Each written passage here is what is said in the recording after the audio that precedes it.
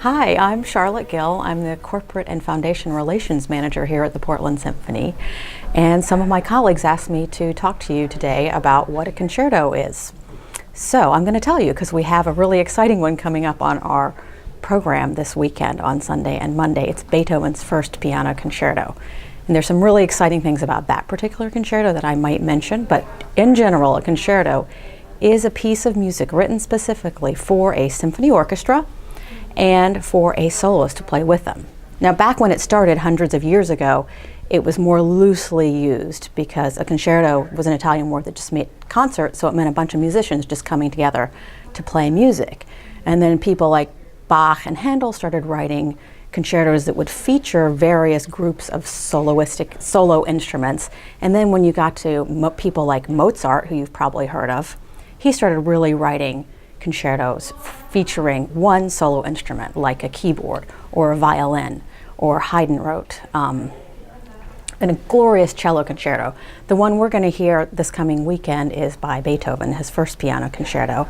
And Beethoven, like Mozart, was a pianist himself, a virtuoso pianist. And when he was in his 20s, he went all over the place and played concerts, and he would play his own music. So he started writing piano concertos to show off his own, not just composition skills, but his prowess at the piano.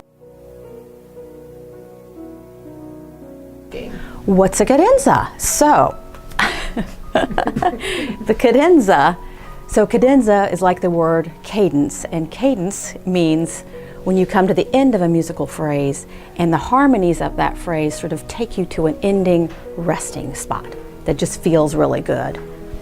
So the cadenza happens at the end of the piece when you're coming to that harmonic, when you get to the end feeling, and it brings the piece to the close.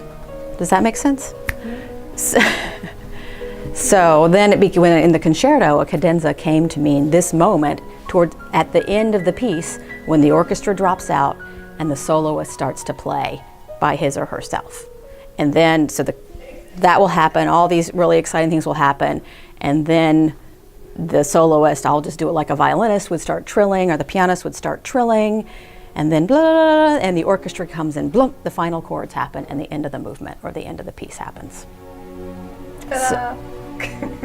Is that ta-da? That's ta-da. Oh, one more thing I want to add. Yeah. So it'll be interesting to see if our soloist, Jeffrey Kahane, will also be conducting at the same time as playing, which is going to make hearing this particular concerto extra exciting this weekend. Whether he'll play a cadenza that Beethoven wrote, or whether he'll play a cadenza that another pianist wrote, or maybe he'll play a cadenza that he wrote. We don't know, so we'll have to listen to find out. Ooh, ta-da!